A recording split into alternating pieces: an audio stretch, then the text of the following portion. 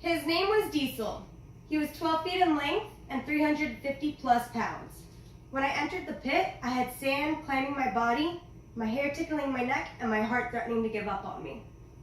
As I closed in on this huge animal, he let out a deep, prehistoric guttural growl that sent chills to the deepest parts of my body.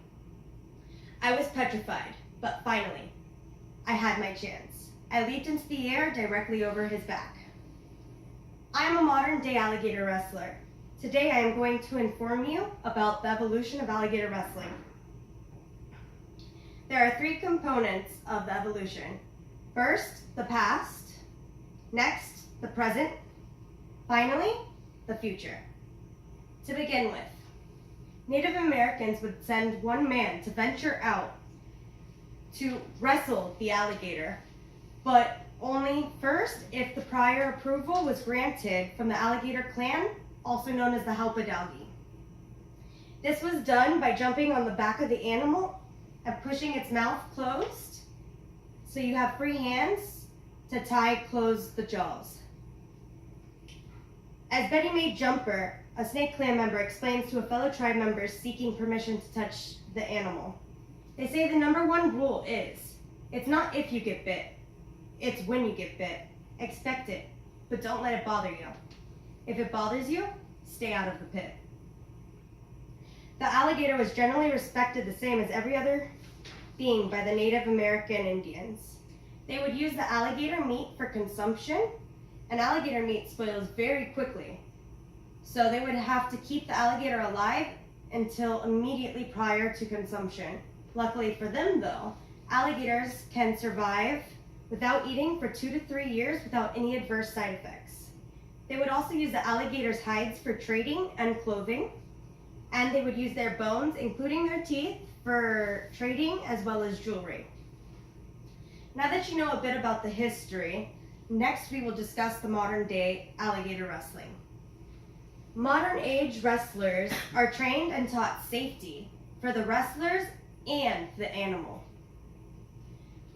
We use the alligators for entertainment, and right here, if you look to the video, I have a clip showing quick hands, no hands, or jaw pop, one of the few stunts that we do.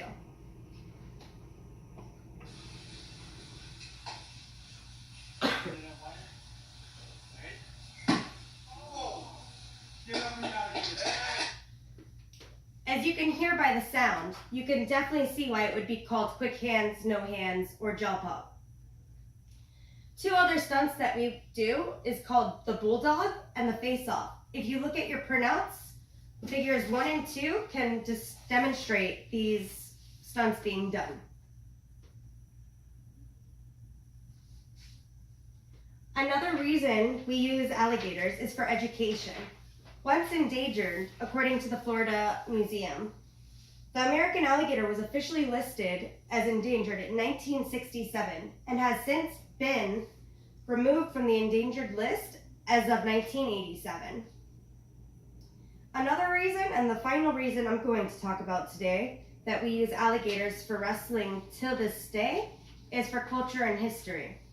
No longer needing to hunt for food as direly as they once did, Native American Indians still continue to wrestle alligators to pass down their history and culture from generation to generation. Now that we have learned up to date about alligator wrestling, next we will envision the future. Now the future is rather sketchy due to possible endangerment and loss of species may once again threaten the American alligators. The python invasion of Everglades has been destroying the ecosystem. Many of the animals alligators feed upon are being consumed by these huge snakes. According to the Department of Biology at Davidson College, who conduct road surveys, the decrease in mammal populations have been crucial. It stated, "We observed no rabbits or foxes between 2003 and 2011. They found a 99.3% decrease in raccoon observations and decreases of 98.9%, 94.1%, and 87.5% for opossums, white-tailed deer, and bobcats respectively. This being so, it is easy to see just how badly the pythons are affecting the ecosystem, especially the availability of food.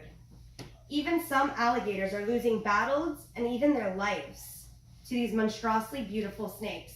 If you take a moment to refer to the figure on figure 4 on printout, page 2, you can actually see an alligator being consumed by one of the pythons. Now, I personally have been called out to remove from many homes all over Miami the lethally pesky python that has overtaken all of the Everglades.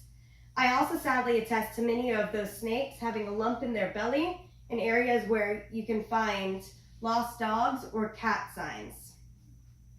If nothing changes, alligators will be seen more and more traveling out of their comfort zones in search of food. Alligator expert Bob Freer says, this can already be seen through alligators showing up in our community, in our neighborhoods, and even our backyard pools. If their food sources continue to dwindle at this rate, we can expect more sightings of the alligators, of which are then put down due to being a danger to society. Eventually, it is a possibility that their population can start to fall again.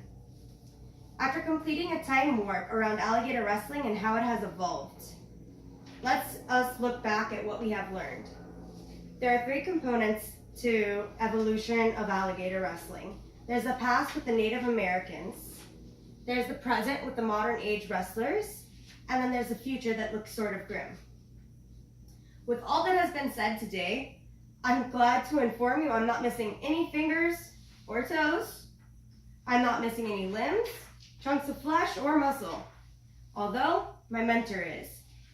And although it's a gruesome picture, if you could refer to figure 5 on the printout, page 3, you could actually see a picture of my mentor's fingers after he left his hand there a little too long. Thank you for your time.